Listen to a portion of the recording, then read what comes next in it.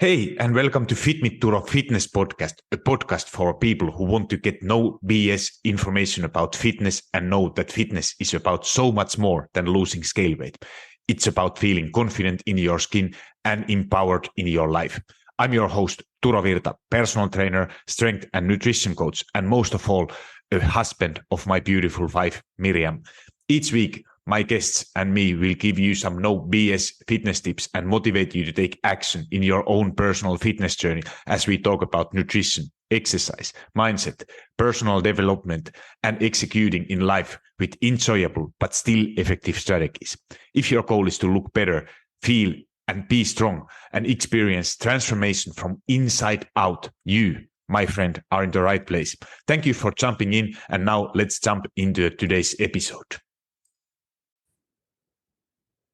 Hey, and welcome to this Turo Fitness podcast. Today's episode is a part 2 of emotional eating, and today we are going deep into a coping mechanism for stress eating. So if you missed the episode 1, it was published last week, and it's called Decoding Emotional Eating. So make sure you listen also that episode, as that was kind of a starting point where everything started and what are the first steps to deal with emotional eating. And today we are diving deeper into stress eating and coping mechanism. So, but first, let's get started. And in this episode, I'm providing some strategies, some mindful or some practices, actionable tips, what you can provide right away. So make sure you are taking some notes, or if you are in a place that you can take actually some notes. So there are some practical ideas so that you remember what you need to do, or just check show notes, and you will be able to do these techniques. So first of all, to understanding what is stress eating. So stress eating is eating treat. It's a kind of providing you. It triggers eating behaviors as a form of emotional relief or distraction. So there is a biological reason, like including cortisol release, which increases appetite and cravings. And it's not, unfortunately, that stress eating, it's not, you are not going to feel that cravings or hunger or those cravings for some vegetables, but it's particularly for high fat, high sugar, comfort foods. And why it's actually happening? Because it's for me, it's important to know that the biological reason that there is nothing wrong with you, but you are actually, it's a normal thing. It's kind of, there's always some reasons what science is saying, and it's understanding why your body acts in this way, and what are the steps how to fix it. So when you experience stress, your body is reacting through a series of physiological changes, and as it's commonly referred, kind of like a fight or flight response. And this response is primarily orchestrated by the adrenal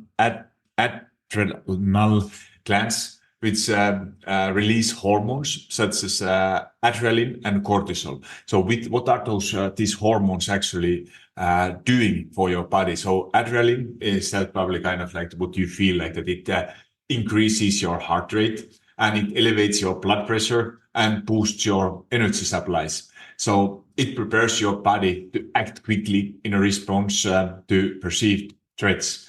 And then it's that cortisol. So cortisol is often called the stress hormone. So cortisol increases sugars like glucose in the bloodstream, enhances the brain's use of glucose, and increases the availability of substances that repair tissues. However, cortisol also curbs functions that would be non-essential or detrimental in a fight or flight situation. It alters immune system responses and suppresses the digestive system, the reproductive system, and growth processes.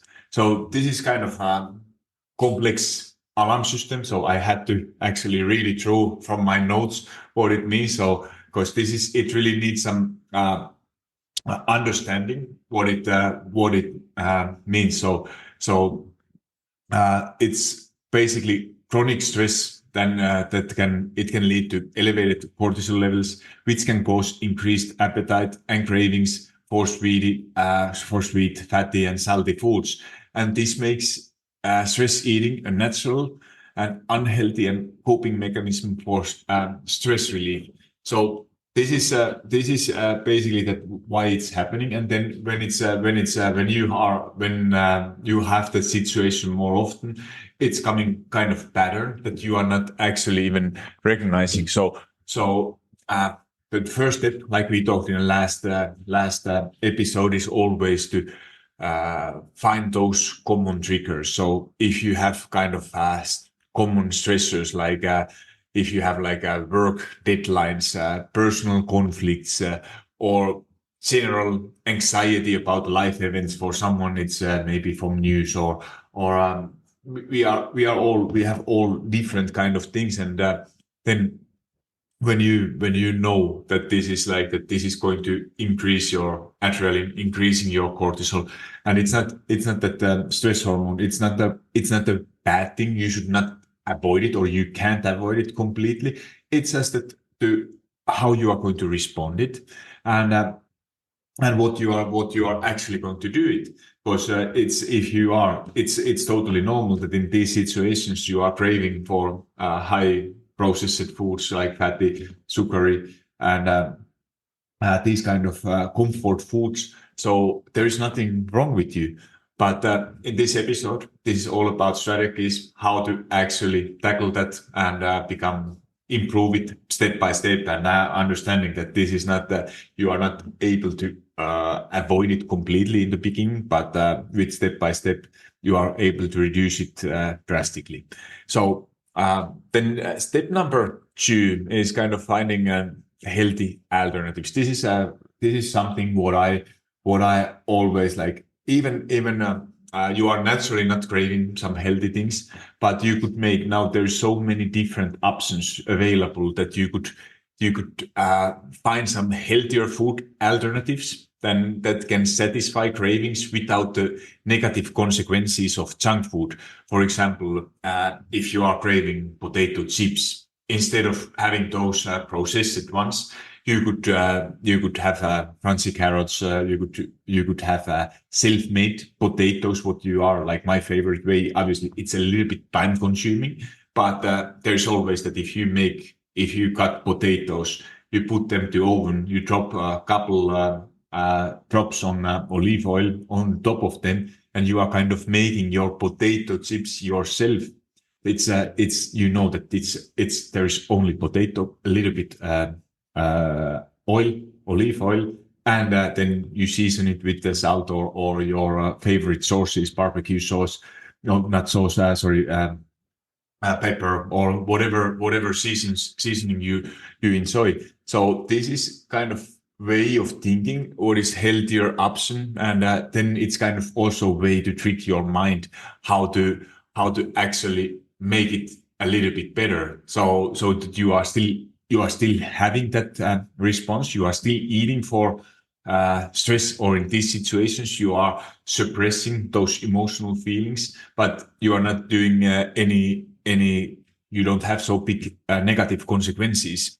So it's just finding like these options, like you could have dark chocolate instead of milk chocolate, yogurt with a fruit instead of ice cream. And this is one of my favorite, for example, now in summertime, just mixing yogurt, and often if you can use even Greek yogurt with frozen berries, put it in a mixer, and it tastes like, I don't personally add any sugar there, but it's just an option to trick your mind that it's a protein, it's a yogurt. It's just basically, it's a healthy snack to have a yogurt with frozen berries without any additional sugar. So it's kind of same thing. You have a protein, you have a fiber, but when you mix it, those frozen berries, it's like an ice cream, or you put it to freezer and let it be there for a while, and it's kind of like an ice cream.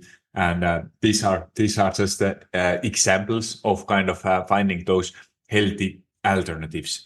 And what is other way is what is really helping to reduce that stress is a physical activity. So there is, for me, the best possible way to reduce stress is walking. So, or it could be any kind of exercise you enjoy doing. So it could be for someone. I'm not a big fan of yoga myself. I love if I play tennis, do some weightlifting session.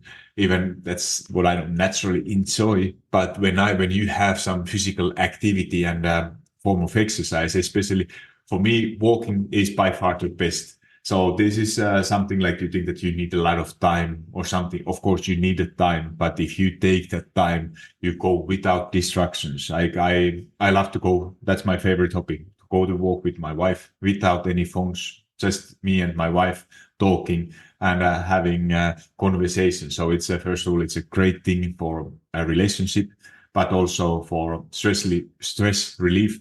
So this kind of activity, it's a low impact, and that's my favorite thing to do. Other thing what I find out, like that, it's if you lift some heavy weights. Like this is something what I don't enjoy actually doing, even I'm fitness coach, but I know that to feel good and in a best possible way, I need to do it. It don't need to be anything crazy. I aim for 2 to 3 times per week, and that's all what I do. But when you have lifted, you are feeling strong, and this is reducing stress. This is absolutely like something what you really enjoy. It could be some other workout, and this is often what people underestimate. That they think that I'm so stressed. I have so many things. I have deadlines that I don't have time to work out. But this is kind of you are burning candle from the other side. So if you don't take time to exercise, you will never feel better. Then there's coming those other issues, and often, at least for me and many others, if you take time, even you work less hours, you invest some time for your own exercise, you will be a lot more productive. So we talked with some students like who said that now that they need to study, they don't have time to study. They need to study. They can't work out. And I was like that. If you have time to work out. It's just that I understand that priority is studies, but it's just about the time. If you say that you don't have time, you are studying 12 hours straight. I'm sure that nobody's doing it. Or if you do it, you won't get out of like everything possible out of it. It's not the most effective strategy. It's same thing with the work. 12 hours without any breaks is not going to work. But if you it's a 5 minutes, 10 minutes, 15 minutes, whatever you have time to take care of your physical activity and workout, I'm sure you will be a lot more productive. You are fresh with your mind, and that is helping you to reduce stress and reducing that urge to stress eat. So then next step is kind of trying to develop new coping mechanism. So how to manage stress. So like I said, stress is not a bad thing. It's a good thing to have a stress, because if you don't have any stress, you are not going to be productive. But if it's getting too much and affect in other ways of your life, then obviously it's a harmful thing. And there are a couple practical tips what I want to share. This is like they are including like a deep breathing exercises or progressive muscle relaxation. So these are like kind of new or techniques what you could be trying instead of going for right away for food. So basically those deep breathing techniques. So it's an effective way to activate your body's relaxation response and counteracting the flight or fight response, and helping you to reduce those cortisol levels. So this it's a quick exercise. So basically you are just sit comfortably or lie down in on flat on your back, and then you place one hand on your belly, because this is some like called a belly breathing exercise, and you place one hand on your belly and just below your ribs, and the other hand on your chest. And then you are inhaling, you are breathing in deeply through your nose and letting your belly push your hand out, and keep your chest still. And then when you are exhaling, you are breathing out through pursed lips, as if you are whistling. So feel the hand on your belly go in and use it to push all the air out, and repeat. So do this breathing 3 to 10 times and take your time with each breath. And then in the end, notice and pay attention how you feel at the end of the exercise. So this is a quick, simple breathing exercise, what you could be doing to reduce your stress and get immediate help within couple minutes. The next exercise is called progressive muscle relaxation. It's like a PMR, like a PMR, and it helps you to relax by tensing and then relaxing each muscle group in your body, promoting a deep state of relaxation. So this is kind of actually like a kind of alternative for physical activity, and this is why for strength training, for example, if you don't have time to strength train, this is kind of same thing to provide for your body, demonstrate kind of same things what you are doing if you are, for example, strength training. So you are starting, like you need to find a quiet place where you can sit or lie down comfortably and take a few breaths to relax. So you are starting from your feet, and then you begin by tensing your muscles in your toes. So hold for a count of 5 and then relax. Notice the tension release and how your feet feel as they become limp. And then you move up for lower legs. So you are tensing your muscles in your calves by pulling your toes toward you. Then hold and then relax.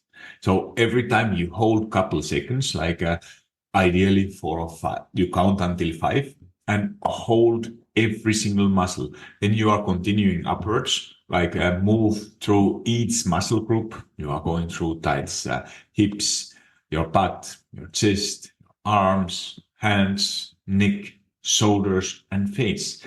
And tense each for 5 seconds and then relax. And as you release each muscle group, breathe out, feeling that part of your body become more relaxed. And once you have moved through all the muscle groups, take a few moments to breathe deeply and enjoy the feeling of relaxation. But this just it requires a little bit longer time than just a simply breathing exercise. But this is kind of like if you have let's say 5 minutes, 5 to 10 minutes is a great way to kind of demonstrate that feeling of strength training, that you are tensing all your muscles and then feeling that relaxation. So this is kind of isometric exercising for your to practice that muscle relaxation and going through all your muscles in one session. So these are alternative coping mechanism.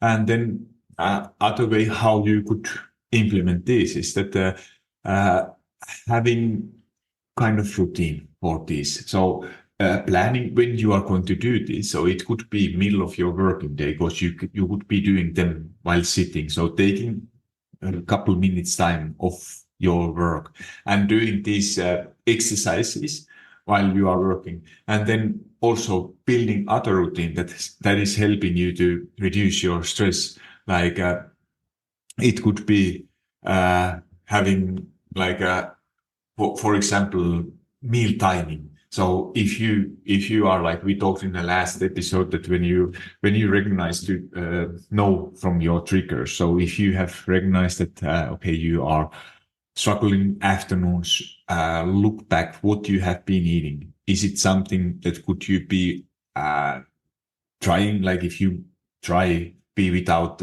or be snack, try to snack more earlier, try to eat more protein in the morning. So this is all about like creating these routines that and meal timing that snacks to prevent those impulsive eating. So if you are prepared, you have those like healthier snacks, they are prepared, they are available when that if that or when it will happen, because it will happen. It's not, you are not going to avoid completely that stress, but when that happens, that urge of eating, but then when you are prepared, you have ready those snacks when the time is coming that you usually have, that you are prepared and build that routine that what you are going to do, and if you have those healthier options available.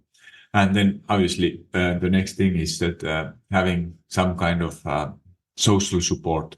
So it could have you could have friends, you could have in your working place, family, or supportive groups to that can offer you kind of encouragement and accountability. And this is something what we do in our coaching stuff.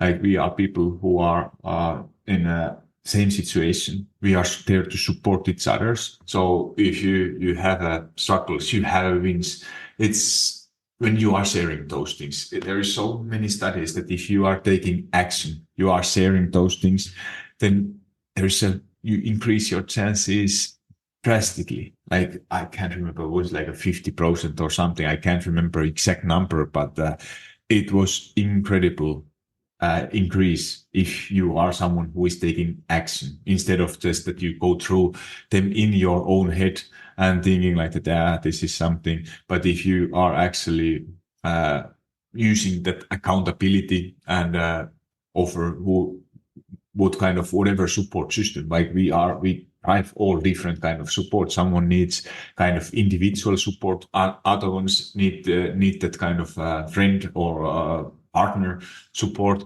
other one needs a coach who needs a one-on-one coaching, other ones they love kind of group support, where is a lot of people in the same group who are in the same situation, to know that you are not alone. There's so many who are struggling exactly the same things, because that's the hardest thing, is that we always think that I'm the only one who suffers this, because there's you don't talk.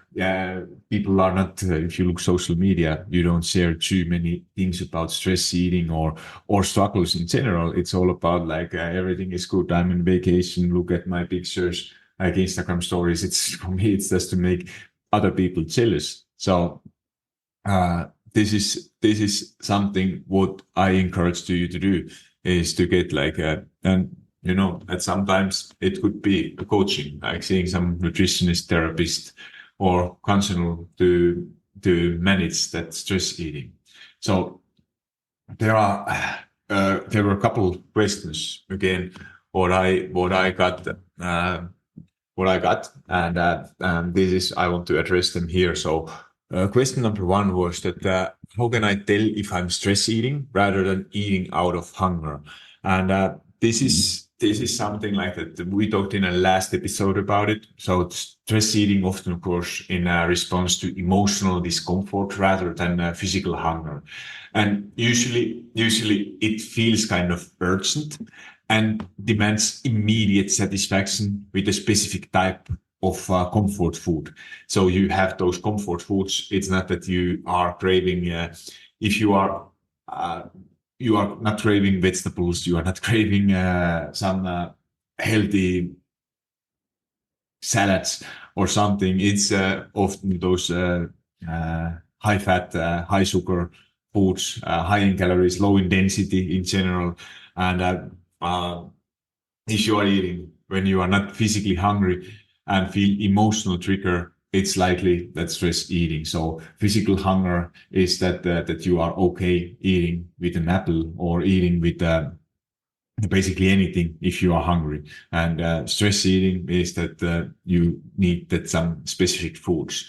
So and then question number two are what are some quick stress relief tactics I can use to avoid stress eating? So quick stress relief tactics, we talk about those practical things, what you could be doing, like deep breathing for a few minutes, stepping outside for a fresh air. So having a quick walk and getting actually that daylight. Daylight is such an important thing to have. Practice could be practicing a couple of stretches or mobility exercises, or even having some short meditation or that muscle relaxation exercise, what we talked earlier. So this can help you shift your mind away from stress eating and reducing your stress levels.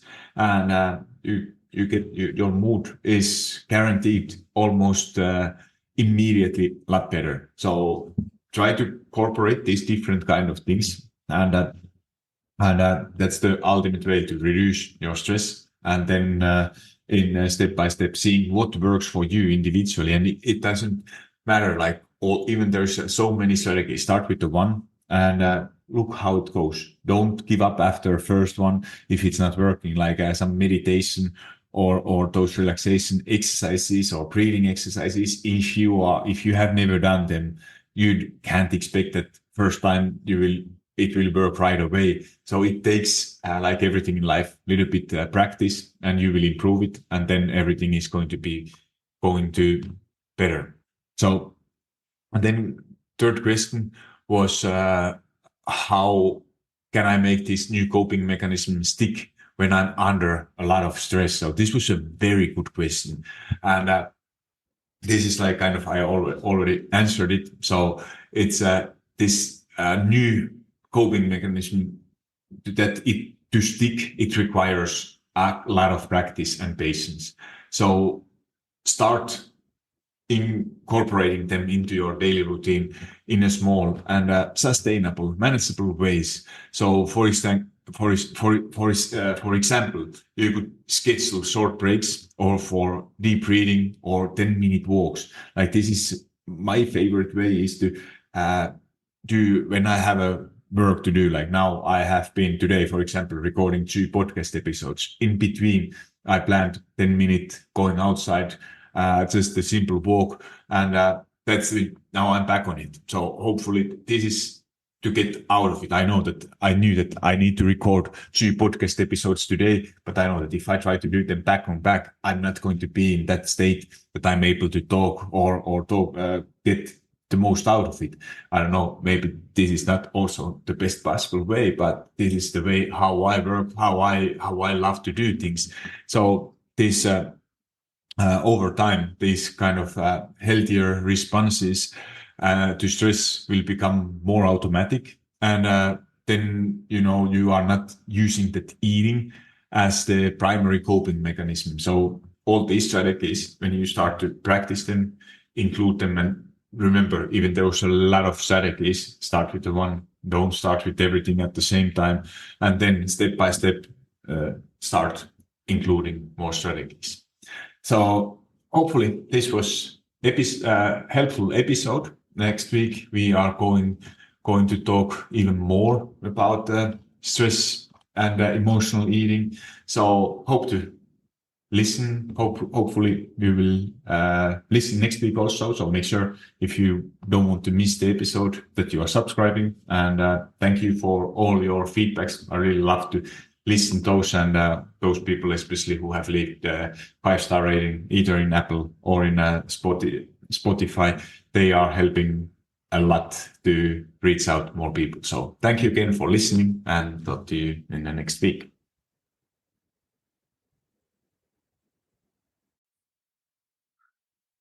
Hold up, friend. Do you love Fit Me Turo Fitness podcast? If so, the best way to say thank you is to subscribe to the podcast and leave a review on iTunes.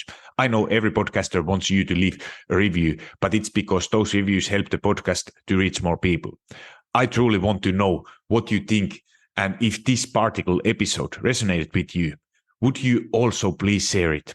Either send a link to someone who you think will find it valuable, or take a screenshot and post it into your social media and tell your friends and family why they should listen it. Make sure you tag me so I can hear your feedback and give you a little love.